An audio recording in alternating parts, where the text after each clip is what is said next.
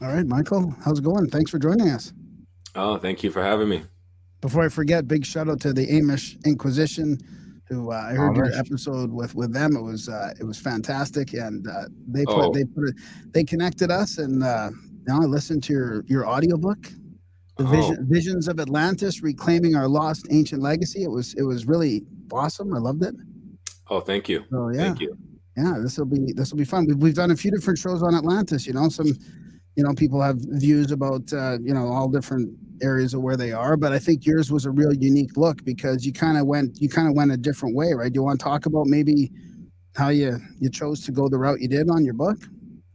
Yeah. I was interested in just plugging in some details that I felt were really difficult to access, because you've got obviously Plato's, excuse me, Plato's accounts from his two dialogues, which are detailed, but they don't exactly reconcile this idea that it was a highly advanced civilization that I heard a lot of people talking about. And I was interested,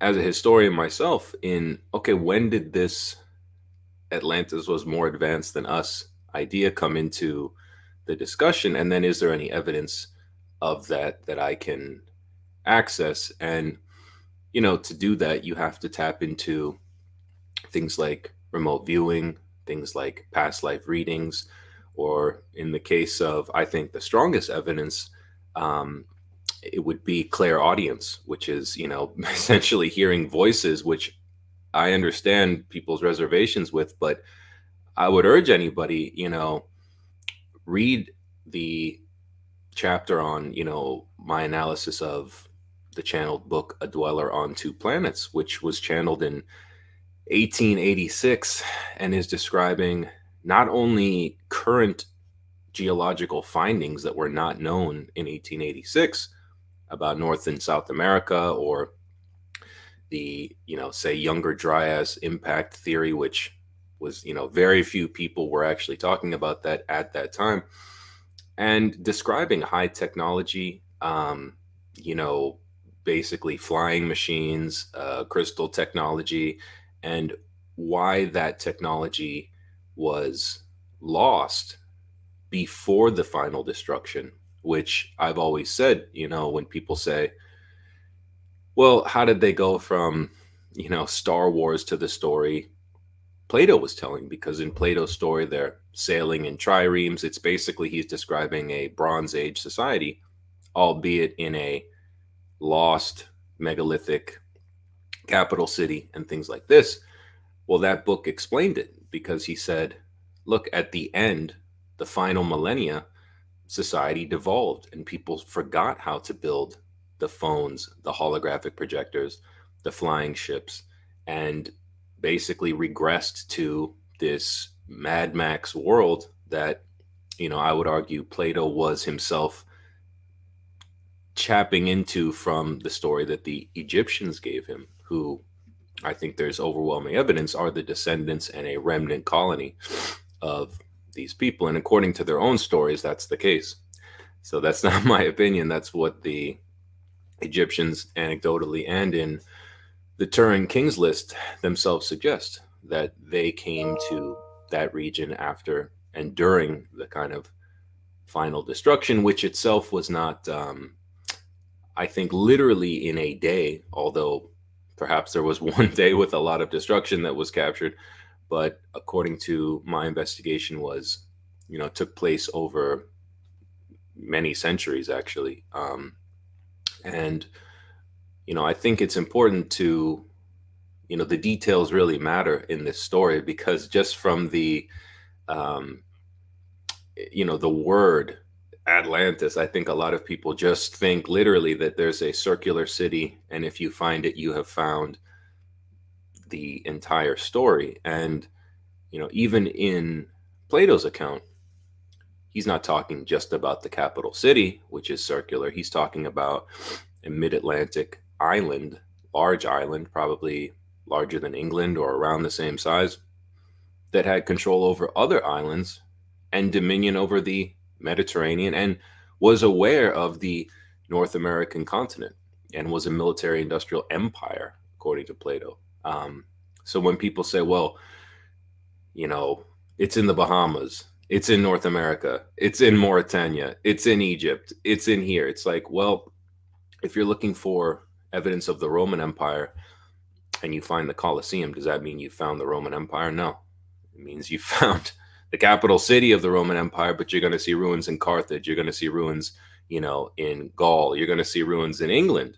It just means that you found evidence of the empire, not the whole story. So I think that was another important thing I wanted to kind of just correct, because I had Yeah, seen yeah, so many people kind of just looking for the magical circular city, and then, yeah. where is it? We haven't found it. It's like, well, we might never, that might actually be the worst thing to look for, because if that indeed exists, it's probably at the bottom of the ocean around the Azores or the Canary Islands from my research. So why not look for things that we can see? Like, why Yeah. not look at the Giza Plateau? Why not look at the temples in the Yucatan, where many of these channelers said the remnants went?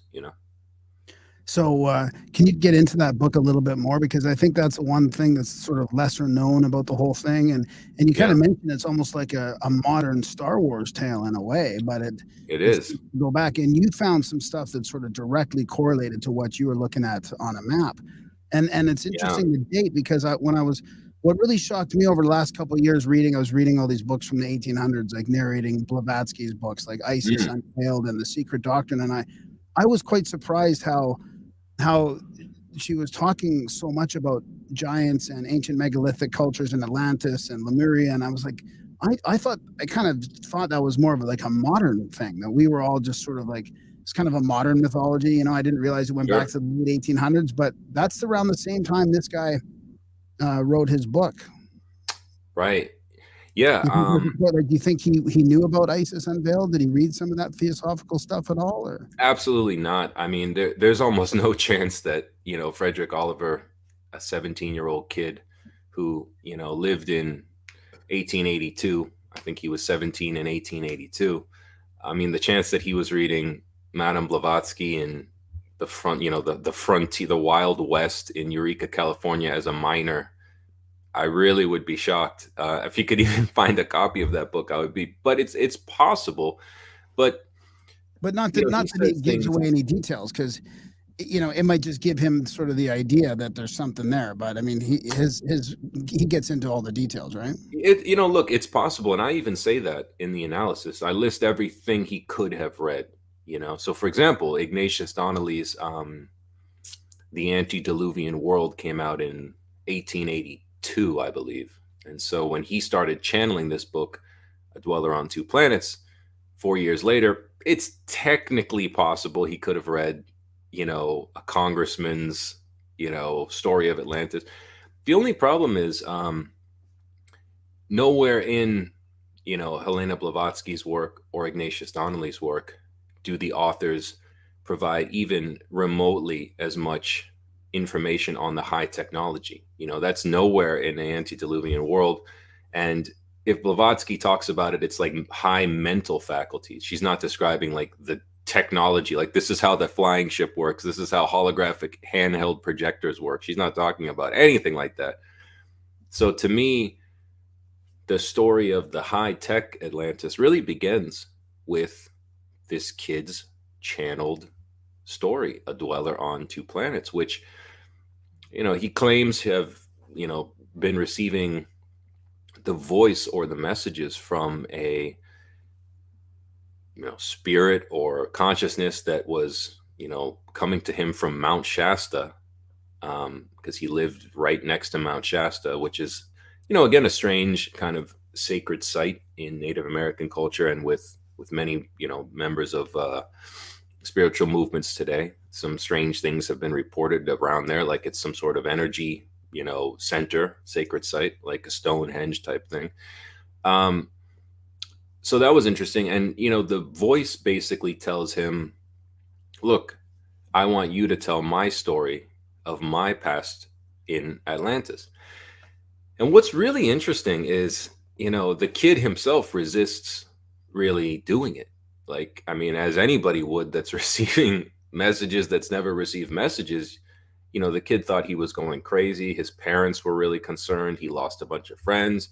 Um, and it took him 3 years, 3.5 years to produce this thing, which was a 400-page book about life in 11,160 BC on the island of Poseid, which was one of the final Atlantean islands. And he draws a picture of it. And it's interesting because there's no picture of the bottom of the mid-Atlantic ridge in 1882, 1886. There's a contour map that the Challenger expedition made with soundings. So, I see it behind you. It's just over your left shoulder, that fin-shaped triangular.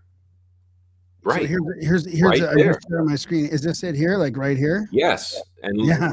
and Google, if you can pull up a Google image of This Frederick is Google. Oliver's This is sketch Google. of Poseid. He sketched that before it was even known. Because I'd love to know what this looks like with 400 feet less of water, just for example. But I know that I know there's theories of the isostatic depression and how it actually sunk quite a ways. But Right. it would be good to just see what it would look like without 400 feet of water. Well, I mean, actually, according to him, that triangular shape is Poseid. Yeah, which is interesting, because he's naming it like, how did he come up with Poseid, right? Poseidon. I mean, it's exactly. And again, one of the most ancient names. Well, and again, in Plato's account, Plato places it directly in front of the Straits of Gibraltar. So there you go. And what's in the middle of the capital city?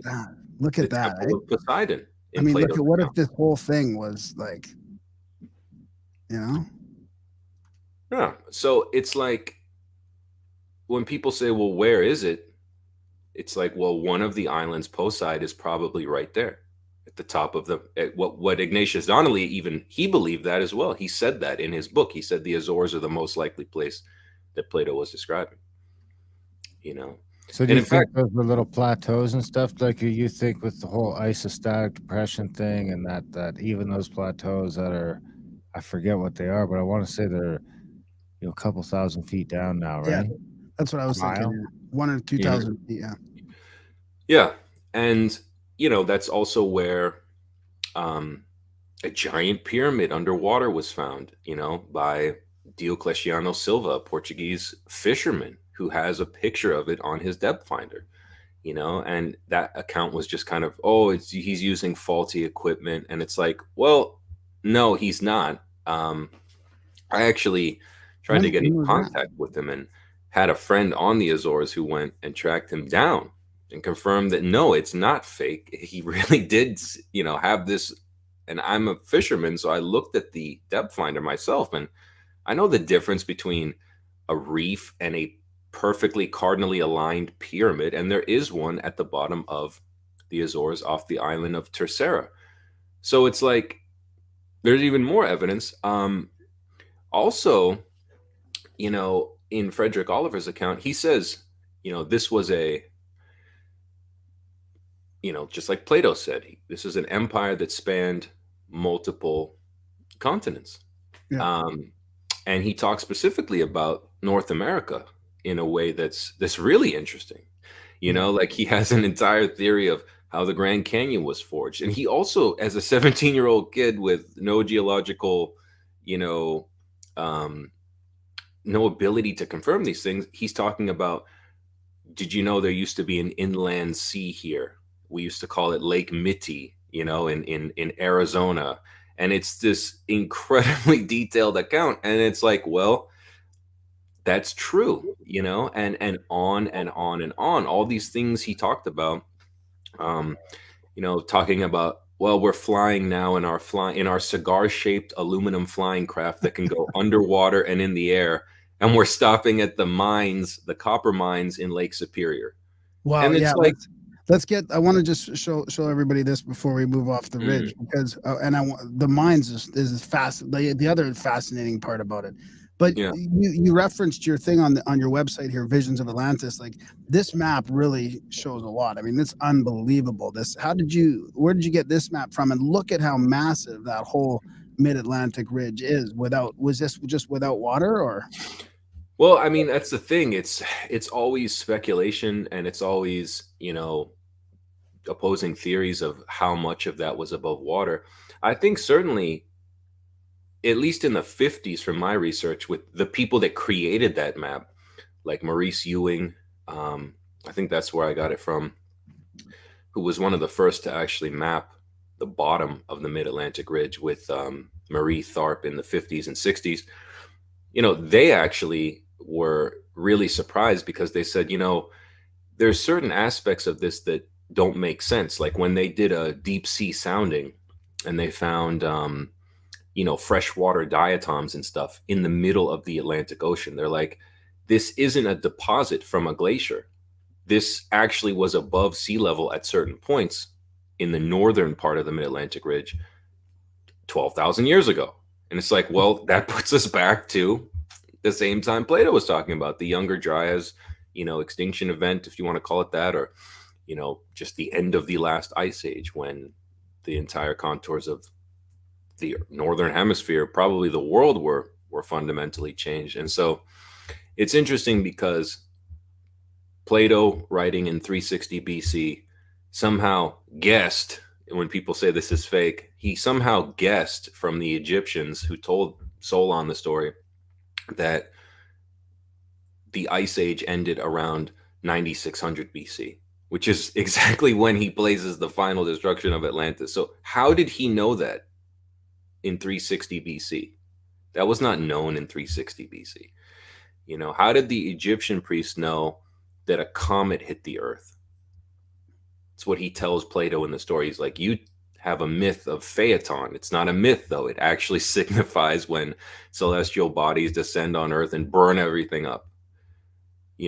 I mean, they're talking about things that only in, fairly recent times were really discussed.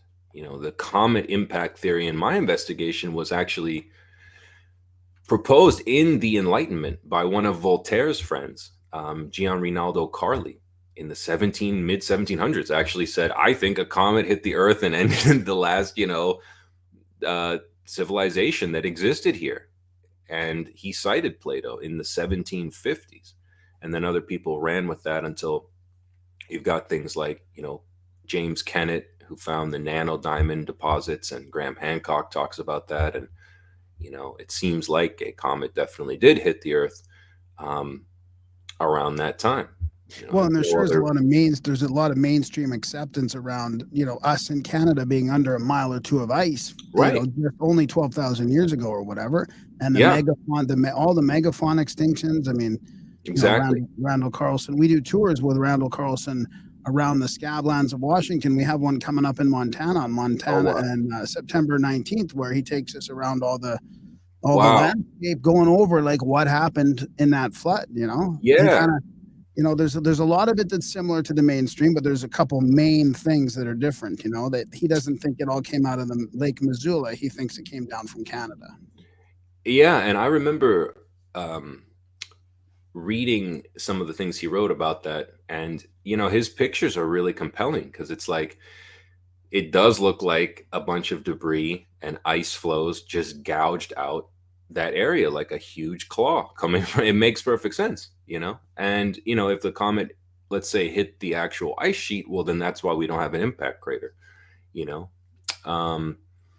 so it does make sense. And and between Frederick Oliver and Edgar Casey, who gave 500 readings, not intentionally, a lot of them were just incidental past life readings that happened to touch on Atlantis. A couple were study groups who had like a list of questions prepared for him while he was in his, deep hypnagogic trance. And even he says basically the same thing. It all goes back to this, 10 to 11,000 BC time window for the final destruction, So I just wanted to piece together I really wanted to make a book where anybody, my friend's mother or Graham Hancock himself, could pick it up and not just learn something, but really, to me, the goal was, I want to show people every single angle of this enigma. I want to show you the critics. I want to show you the quote unquote debunkers. I want to show you pre-Platonic sources that talked about it. So people stop thinking it's just Plato. He made it up. No, it's in the Mahabharata. Yeah. It's in the King's List, the Turin King's List. You know, it's not just Plato. There's 7 pre-Platonic sources I think I cite, and then you have Plato's dialogues. You know, there was a festival in ancient Greece for 200 years celebrating Athena's defeat over the Atlantides before Plato wrote his book. So it's like, I don't really wanted to put that to bed. This whole, he cooked it up to sell the version of, you know, an idealized Athens triumphing over the Atlanteans. No, he specifically says at the beginning of the book, this is not a myth. Why would you disclaim that if it were a myth? You know, why? Yeah. So let's talk about the, or Darren, do you have a question? Well, I'm just, because you at the beginning, we kind of went past it, but at the beginning you were talking about how, you know, they kind of got to the point where it was like the slow demise of them not being able to build the stuff anymore. I can't remember now if you were talking about that, like that was your thoughts on it, or if you were dismissing it. But I mean, there just seems to be some kind of correlations with that, with where we're at today. No? Yeah, absolutely. Yeah, I mean, that's like the whole final chapter of the book is basically like, I don't think it's a coincidence that everybody's suddenly talking about this subject in the past, you know, decade. I think, you know, we're all reminded of the way the world is going today. I mean, look, in Frederick Oliver, the 17-year-old kid who channeled, in his vision in 1886 of the end, what was the end?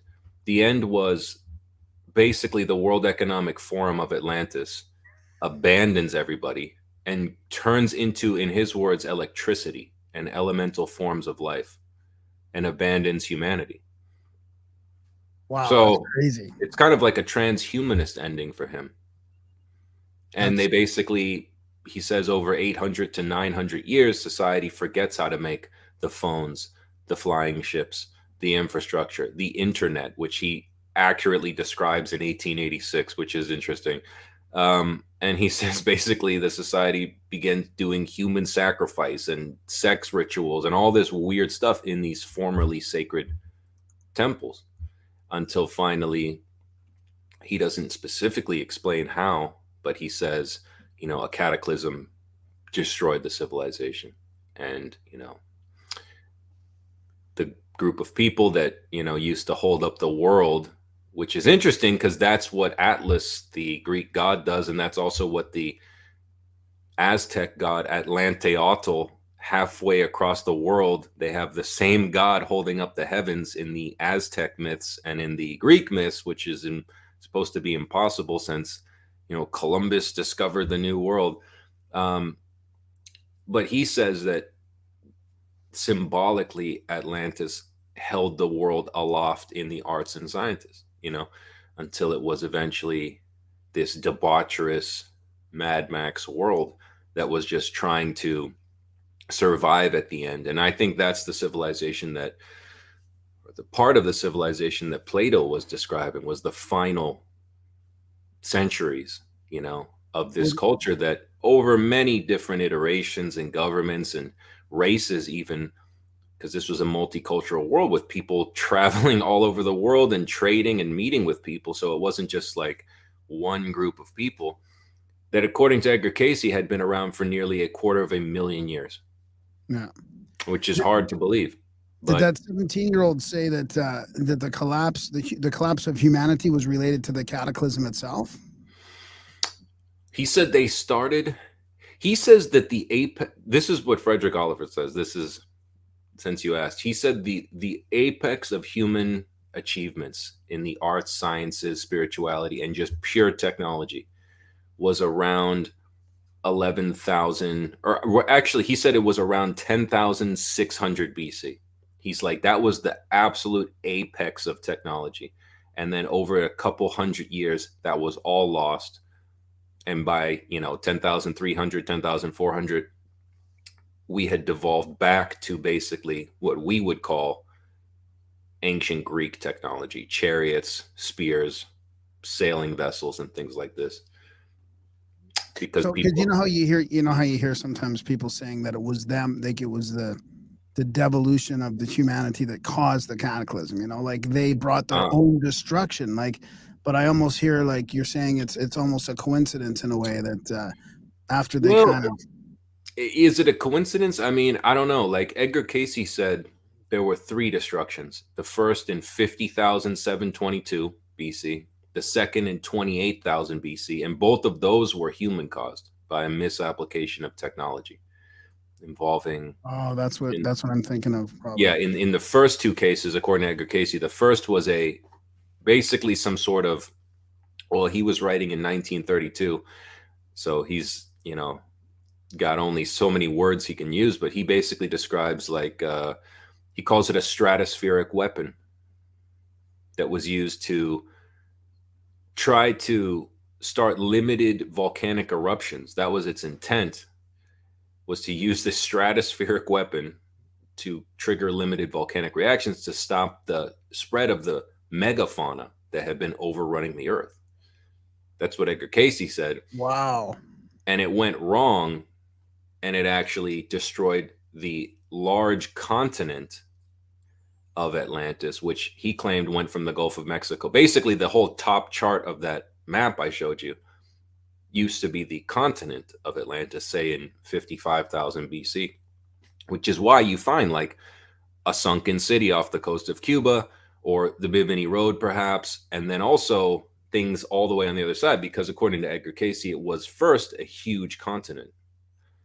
And then that broke into 5 islands. And then the second destruction, almost 22,000 years later, which again is like an impossibly, who knows what happened in those intervening years? How many different leaders and cultures, and it's anybody's guess. I'm just telling you what he said. The second destruction would have been caused, according to Edgar Casey, by the crystal, the power plant powering this civilization, being overtuned. That destroyed a couple islands, and then there were just 3, which he named Og, Arion, and Poseid, independent of Frederick Oliver, who he had never read. So you got 2 people calling the final island Poseid. You got Plato describing the statue of Poseidon with the Nereids in the center of the capital city. So I think they're all just talking about Poseid at the end. And so that's why the Casey readings became important, because you see the evolution of this continent that over 40,000 years shrinks into this triangular fin-shaped, one of 3 islands that's remaining. So it's an interesting story because what I wanted to do was show, like, okay, Edgar Casey says there was a megafaunal extinction at 50,000 BC. Was there? Well, yeah, believe it or not, according to the Journal of Quaternary Sciences, there was an unknown megafaunal extinction at 50,000 BC. Now, is that proof? No. Is it evidence? Absolutely. Because they can't explain it. And that's a peer-reviewed, zoology journal that says, yeah, it's strange. There's a megafaunal extinction at 50,000 BC. Maybe it's hunting, but doesn't really make sense because there weren't enough people hunting to do this. But that's what the fossil record shows. So, or, like when Frederick Oliver says, we're now in our flying aluminum cigar-shaped craft flying to our copper mines in Lake Superior, where we get our, copper to use in Atlantis. It's like, well, look at Gavin Menzies. He, did a whole book on the copper mines. There's a chapter where he's like, they would have extracted more copper from these mines. There's like 3,000 copper mines in Lake Superior that are at least 5,000 years old. Nobody can explain them. They're not Native American. Some of the tools they found have Phoenician markings, and I would argue the Phoenicians are a final remnant colony of Atlantis, just like the Minoans. I think the entire Mediterranean world, you could say, is influenced by Atlantis, because Plato said it was colonized by them. But what are Phoenician tools doing in Lake Superior, where a channeled kid said that's where the Atlanteans took all the copper. And Gavin Menzies himself said it makes no sense because there's not enough Bronze Age artifacts made of copper in the world to account for the amount of copper taken away. So it's like, well, okay. Well, because maybe they were using for electroculture, right? I mean, that's the main component of electroculture. Right. Or maybe they used a lot of it and it's at the bottom of the ocean. You know, maybe most of that copper went actually to the capital and it's gone. It's at the bottom of the ocean in the Azores right now. What does the mainstream say about these thousands of copper mines in North America? They can't explain it. They can't explain it. It's one of many things they can't explain because it's like the Native Americans themselves said these aren't our mines. Like we didn't build things out of copper on that scale. You know, we're aware of copper, but we didn't have the Potawatomi didn't have industrial copper mines, you know, in 2500 BC. But according to Frederick Oliver, there was an enormous Atlantean mining operation. You know, and that's not the only one. Like Michael Tellinger in South Africa has always talks about, you know, the Swaziland mine, which has been dated to 50,000 BC. It's like, well, how do you explain that? Who was doing that? The Bushmen?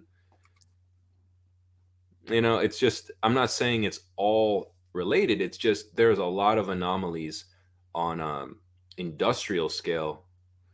Even Göbekli Tepe, you know, it's almost like that still is ignored in mainstream historical circles. Like we still teach that the entire world was hunter-gatherers until Sumeria.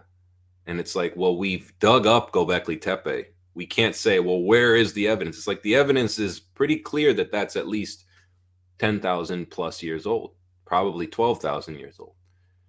And I doubt hunter-gatherers built a astronomically aligned megalithic circular site. I just don't. Why? Why would that? They're not hunter-gatherers at that point by definition. Yeah. They're megalithic architects.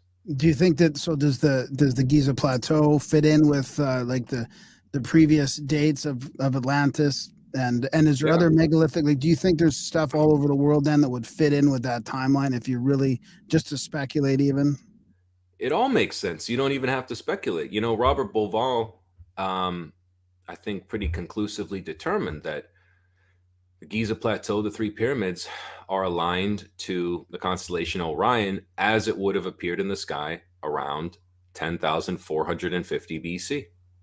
Okay, there's that date again. Edgar Cayce said the Great Pyramid was started in 10,490 and finished in 10,390. He said that 50 years before Robert Bauval did the computer work to determine that. How did he know that? The Egyptians talk about that themselves, you know, that there was this age of demigods and gods that ended around 9,850 BC. It's like it all actually points to this window of 11,000 to 10,000 BC. You know, Freddie Silva has made the case that, you know, from his research that the Maya, you know, it's commonly believed that they're only a couple thousand years old, but it's like in the Chilam Balam, they talk about, no, actually we come from, you know, far, far away, and the ocean swallowed up all of our knowledge. And actually we've been here for, you know, 9,000 years. And it's like, what does Edgar Cayce say? An uneducated man who only read the Bible and the newspaper. He says the survivors of Atlantis went to the Yucatan, which is where the Maya are, the Giza Plateau, and the Pyrenees Mountains, where the Basque language, which is related to the Yucatec and Nahua language halfway across the world in the Mayan culture. It's like, where does that link come from? Well, and the Basque, the Rh negative blood types of the Basque. I mean, there's a lot of interesting, like weird anomalies with the Basque peoples, right? Yeah, there are. And, you know, even the Center for Basque Studies that I, you know, contacted and cited in the book, they say, look, there's no explanation. The center that studies the Basque people, there's no explanation for the Basque language or the origin. And they said jokingly, some people think they're the descendants of Atlantis. And I said, yeah, some people do, because there's really no better explanation. And again, I always ask people, why is that so? Like, why is it such a big deal, Graham, that little Well, triangular shape behind you. They don't want to because they don't want us because honestly, I think it's almost like a cover up. And I mean, whether it's intentional or not, they just don't want us thinking big about our past and that we were more advanced than we were. Like, they need us to feel like we're the most advanced sort of society. Sure. You know, we haven't had these big collapses before. It's, you know, I mean, look at how they attacked Hancock with his Netflix show. Oh I mean, my God. like they really just don't want us looking into our past. And to me, No. it says there's certain, I think, elites that they know about all this. They know They about have it. to. They know There's about no all that. way that they don't know. And then there's no way that the Vatican is not aware. I mean, in fact, when, you know, in the Renaissance, when Athanasius Kircher, you know, a Jesuit priest and researcher, very interesting. He's kind of like a Jesuit Graham Hancock of the, you know, Renaissance, like an actual Renaissance man, literally. But, you know, he went to the Vatican Library, and that's where he produced really what is allegedly the only map of Atlantis. And I find it interesting that it was in the Vatican Library, you know, which probably, you know, stole a bunch of things from the Library of Alexandria in the Second Destruction, because it's an Egyptian map. And he says that he copied it from the archives. And again, it shows a large island, probably the second iteration before it broke into three, I would argue. But even a map from the 1st century AD, according to him, shows that triangular shape at the top corner of the map. And it's like, I keep seeing it. I keep seeing it. I keep seeing it. And then when I saw the sketch in the Dweller on Two Planets, I mean, I almost fell out of my chair. I was like, that's it. That's Poseid. That's where the pyramid was. That's where the highest point in one of the biggest mountains in the world, Mount Pico, is in the Azores. And in the Dweller on Two Planets, he starts the book with this journey up what he calls Pitach Rock, which is this enormous snow-capped volcano. And what is Mount Pico? It's a snow-capped volcano, exactly where he says it was on this map that he drew in a clairvoyant state in a cabin in 1882 in a mining town. I mean, it's like, how did he know all of this? That had a pretty big effect on you, right? When you found Yeah, I mean, that was when I knew this was real, because I'm like, of all the evidence, that sketch is so compelling, you know. And I really looked, and I always tell people, like, if you find you know, evidence that there was an actual contour map of the bottom of the mid-Atlantic in 1882, please send it to me, because the only one I could find was the map that the Challenger expedition, you know, plotted with depth soundings. But it's just like a colored area. There's no contour lines. And it's like, when you put his sketch of the triangle over the map from a satellite, it fits 100% match. And it's like, that's impossible. That's impossible. There's no way he could have guessed that to that degree of accuracy. So it leads me to believe that probably is where, you know, Poseid was. And it makes sense, because that's where Plato said it was. Did he say anything about the pyramids specifically? Did Casey say anything about what the pyramids were used for? Yeah, Casey said that basically they were, well, basically what people on the alternative side believe they are now, you know, power centers of initiation, storehouses at some points for certain things. Frederick Oliver, for him, he talks about this pyramid in Atlantis, which he says was very similar to the Great Pyramid of Giza. And, you know, it contained this thing called the the Maxin flame, which he said was basically this occult light that had always been there, that was brought by an occult light bringer, again, in the past. This is his story. But that the science involving that was basically, it was a large spade-shaped flame over a quartz block, and it never went out. And if you touched it, lamps, right, and if you touched it, you would be instantly killed. And that they used to cremate people through it, because it wasn't a flame; it was an actual. He called it a interdimensional focal point.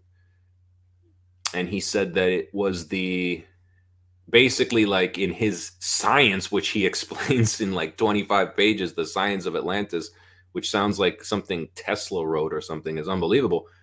But he said that in the center of that pyramid was this sacred light, that they built the pyramid around a smaller temple that they had for thousands of years because it was the foundational light of Atlantis. That's fascinating. Yeah. It's strange. It's strange. But yeah, I thought it was interesting because, so many different people from totally unrelated walks of life, parts of the country, other countries who, why is the Mahabharata talking about the Isle of Atala that sank into the Western Ocean after a 10-year war around 10,000 BC, and things like it's like, these are hundreds of years before Plato, Yeah. So I think really that whole Plato made it up knee-jerk reaction, once you take that away from these people, it's kind of like you realize that's all their ammunition, because there's so much more to the story, not just about Atlantis, but just about this pre-Ice Age civilization that Hancock and others have spent, like you said, 30 years trying to show people, and they still don't want to listen. So, I don't know. I just tried to show the evidence to the best of my ability. Darren, do you got any questions at all? Well, you must have. How familiar are you with Randall's work, Randall Carlson? Graham Hancock? Yeah, I've read most of his books. Yeah. Randall needs to get his fucking book written. He really does.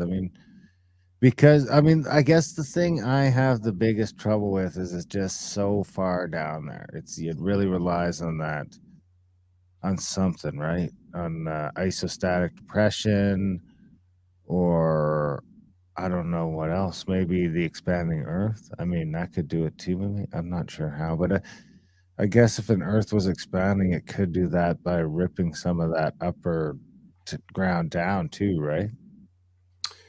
Yeah, I've had many people send me articles on the expanding Earth to prove like that plate displacement. I don't know. I was not really like, I think a lot of times people think, this book was like a gimmick, like we're gonna find it and then you can go home and tell your mama you found Atlantis. It's like, really what I wanted to do was just like, let's take a bird's eye view of the debate. Let's see what's valid. Let's see what I can individually show that's new. And let's show what hundreds of people have said about this, to the point where, again, as you said, Darren, like it's so long ago that I don't make any claim to say on, May 4th, 10,362, that's definitely when it happened. But your map on here sure made me think of the expanding Earth theory, with these two continents kind of splitting off and this huge sort of thing left in the middle.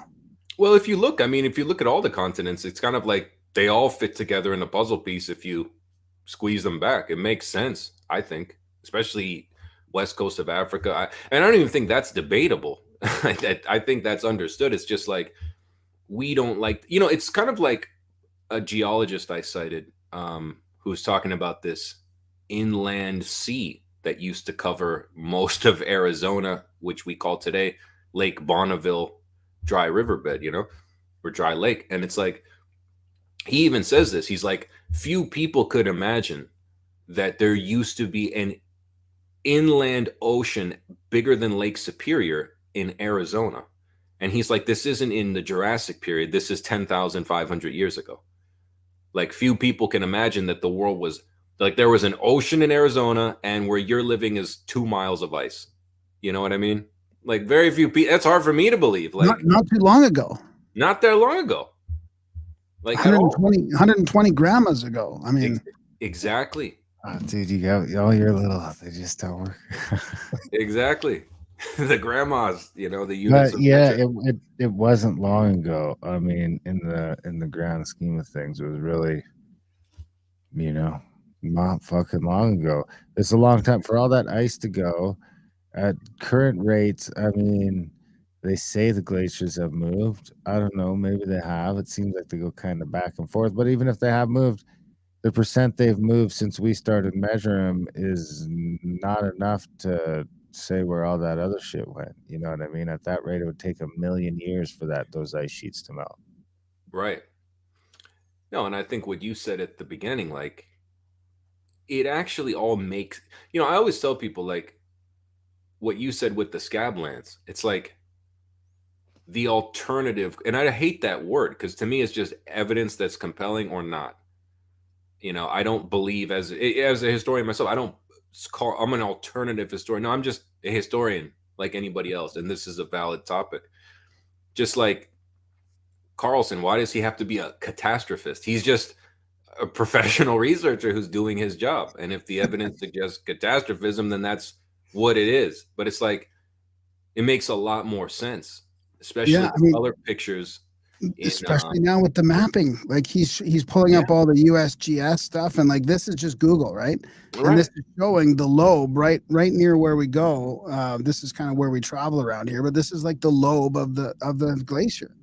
I mean, right. I mean, it's like you can't miss this. Like, well, the other thing too is like we don't have any reference for this because nobody living has any. I mean, besides Hollywood movies or something, like there's no frame of reference to describe what or to imagine what Carlson has said himself, like describing this wall of water and trees and mountains coming at you that's like a half a mile high. Like I can't even imagine that myself. So I understand why people think this is crazy because what's the craziest we can imagine? A tsunami or a hurricane? It's like this is hundreds, thousands of times, orders of magnitude crazier than that.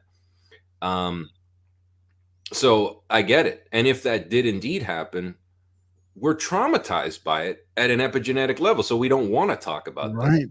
Right. So exactly. it's like, I get it. Believe me, because it is scary. Because I love how you mentioned. Yeah, I love how you mentioned. Speaking of the epigenetic stuff, I've been thinking about how the past was more like the Lord of the Rings, with all the different varieties of. And I think you even referenced that. Somebody said that in your book. Yes, they do. In fact, a mainstream Oxford anthropologist said that the world used to be more like Lord of it. He says, I think, quote, it appears now with all these, hominids that live together that were literally different species of people that were not Homo sapiens. That he said it's beginning to look more like a Lord of the Rings that we used to truly live in a Lord of the Rings type world. That was an Oxford anthropologist. That wasn't some guy on a Reddit subreddit. Right. No offense to subreddits, but I just show that that's what Casey said. He wasn't an anthropologist, and he said, look, there used to be tiny people the size of Bushmen. There used to be people that were 12 feet tall in the very distant past. Now, again, I'm not saying that's proof. I'm just saying like more and more, even people like that anthropologist I cited are having to come to grips with like Homo floresiensis, for example, tiny and anatomically, not dwarfs, like anatomically proportional miniature people who battled giant Komodo dragons that were 2,500 pounds and dwarf elephants. I mean, that's crazy. And that wasn't that long ago. That wasn't 1,000,000 years ago, during the Ice Age. So I think we really can't come to grips with the fact that like the Atlantic Ocean did not always separate the world. We didn't have to wait for Columbus to set sail with the Santa Maria to get to the New World. That the Phoenicians themselves, we would have records of their voyages to Brazil if the Romans hadn't erased the libraries of their voyages at Carthage when they burned and then salted the damn city. So it's like, not to mention all the 3 destructions of the Library of Alexandria. So it's like, we don't have even probably more than 0.5% of just the document record of antiquity after the loss of all the world's greatest libraries that were stolen, burned, ransacked, destroyed in military conquest. So when people say like, well, wouldn't they have written this down? It's like, well, in a pre-internet age, where is it going to go? It's going to go in scrolls.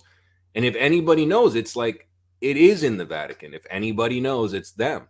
But you're not allowed to go there. So we're not going to get those. I mean, they're still finding more. Like the non-commodity stuff wasn't found too long ago. I mean, yeah, look at that.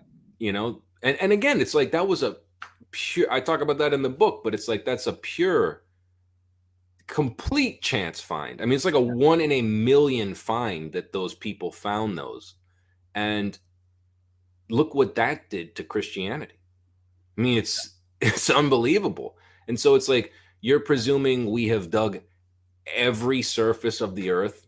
We found every hominid. We found every document. No, of course not.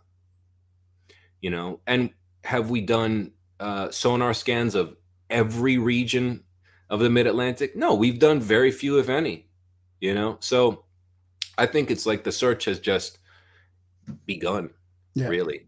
Maybe it's not even something in my own lifetime that will be conclusively proven, because I think it, at some level, it's like there is enough evidence, as Hancock has shown over and over, or Carlson or Robert Bauval, or all the people that came before me 30 years ago, I think circumstantially proved that this global, connected, advanced civilization did indeed exist.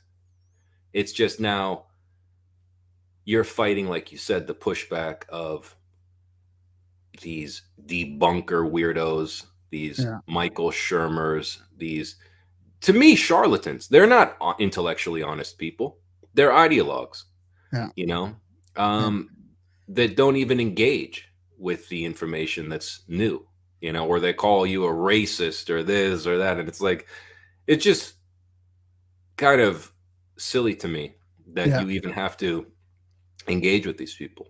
You know? I think there's a wild card. I think giants might be some evidence might come forward that can't be denied about giants. I think that might be something that sort of projects us faster through all this. I mean, that would be interesting. That would be interesting. Yeah, that's something I've always been.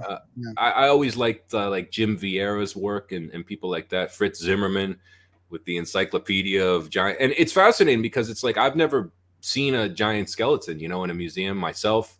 I wonder if it's true, you know, like when ancient sources describe, like we saw a 13-foot giant when we were building Carthage, and it's like, well, you know, 90% of what that guy said about other things we've found to be true. And it's like, I always look for things where there's no incentive to lie. You know, like if Strabo or something is just reporting on, well, this is what I found in, you know, this survey of Carthage, and everything else is like the flora, the fauna. And it's like, and a 12-foot skeleton in a cave. It's like, it's like, okay, well, what's that all about? Yeah, you know? and all culture. I mean, every culture has their mythologies of giants and huge people. So I mean, mythologies again. Who calls them that? That's us. That's us. They're just stories to these people. Yeah, you know, it'd be like if somebody found the remnants of, you know,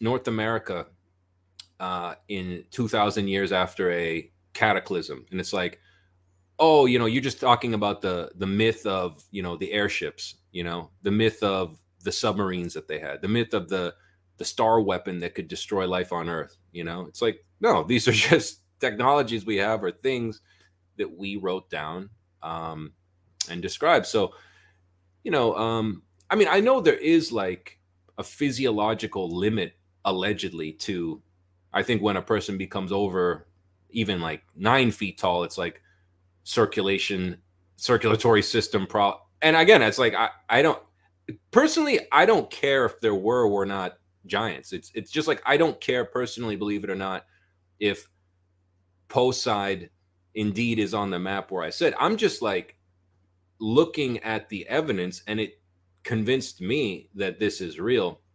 And it's the same when I see, you know, stories, particularly from North America, from the 19th century. It's like, why would all of these people be making up this story? These people weren't making money. These are just people like, we're digging a foundation for a cemetery, blah blah blah. In today's news, this is how big the femur was. Okay, moving on.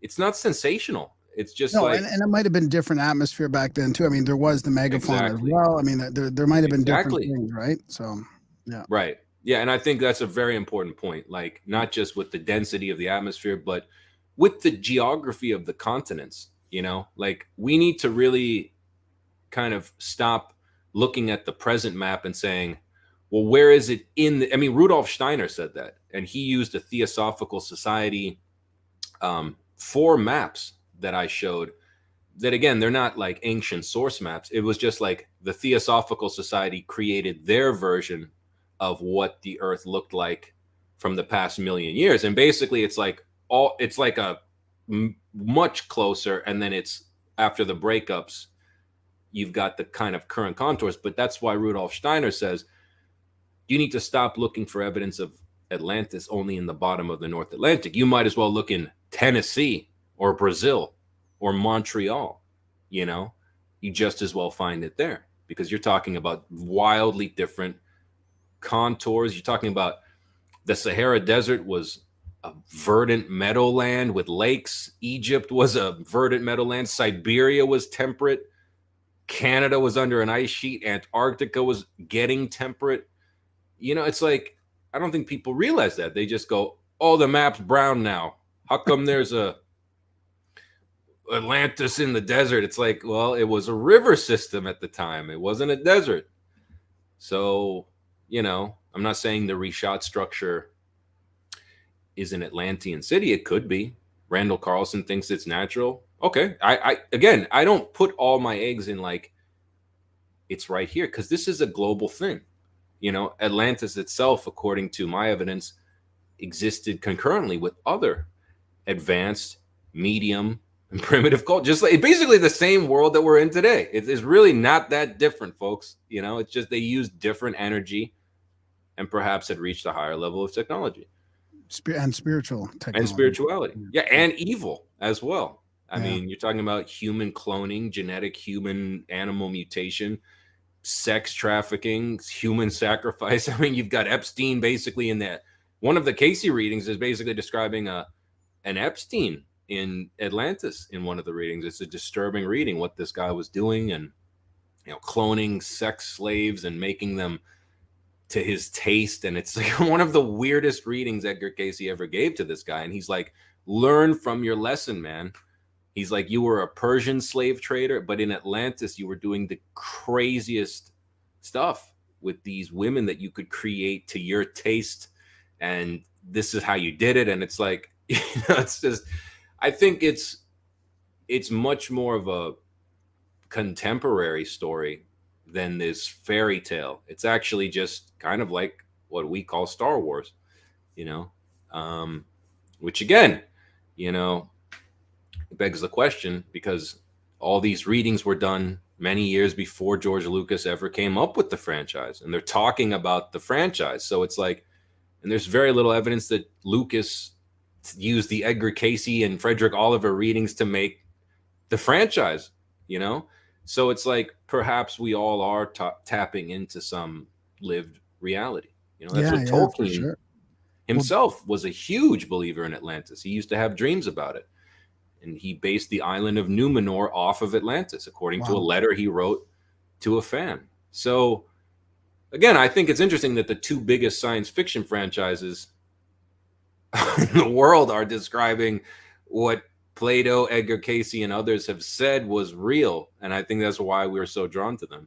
Exactly. That's why we resonate with them so much. And they are like traditional hero's journey. Like, there is a deep mythological connection with the hero's journey, which they're sort of destroying right now in Hollywood. I mean, right. I don't even want the hero's journey anymore, but yeah, well, I think it's one of the greatest stories of all time, even if you think it's a pure fictional story, you know, if you read what these people were doing, what they had achieved, and just the like crystalline levels of evil and good that these people had reached, it's unreal. Like, it's absolutely incredible. Like, you think Epstein was bad, or, you know, name another character. It's like, you got no idea until you read that chapter and see what true evil is, and Yeah. you know, or what goodness is.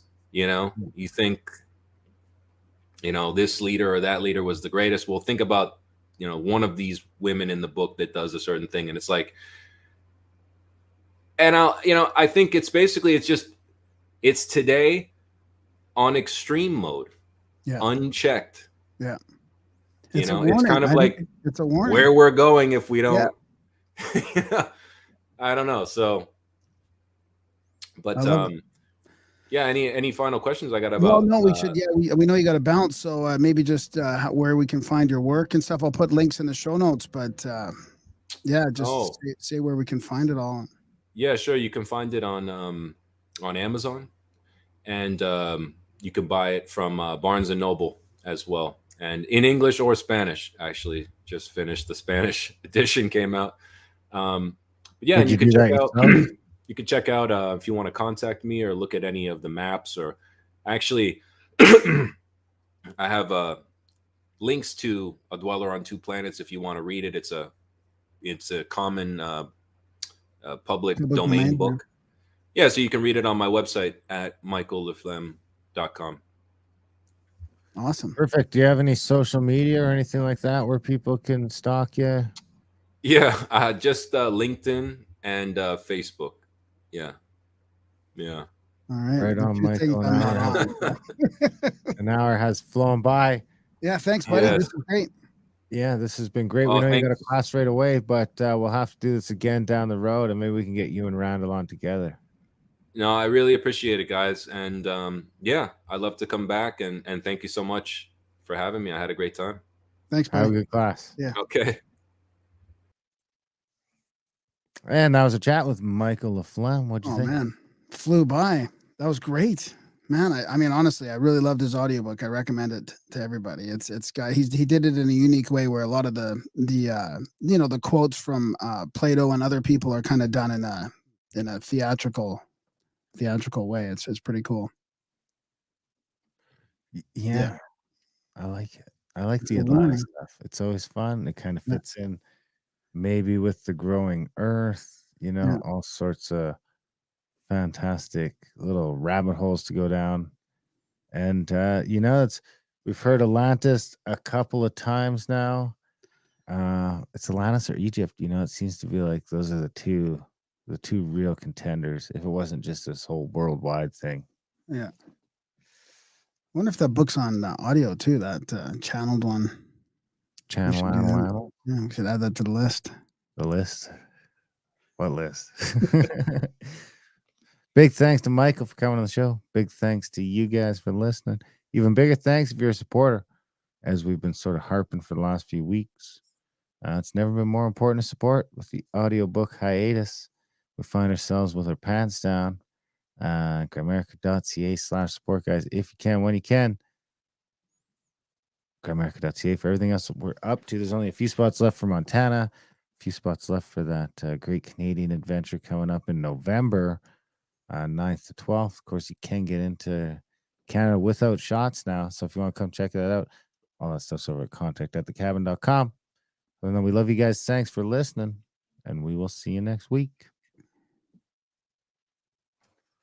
Thanks for tuning in to the live show, guys. We'll be back next week. Thanks for the super chats, Peter. Yeah, thanks. And DC. Thanks, Peter. And Levi did hit us up on the support page. So yeah, thanks. We will see you motherfuckers later.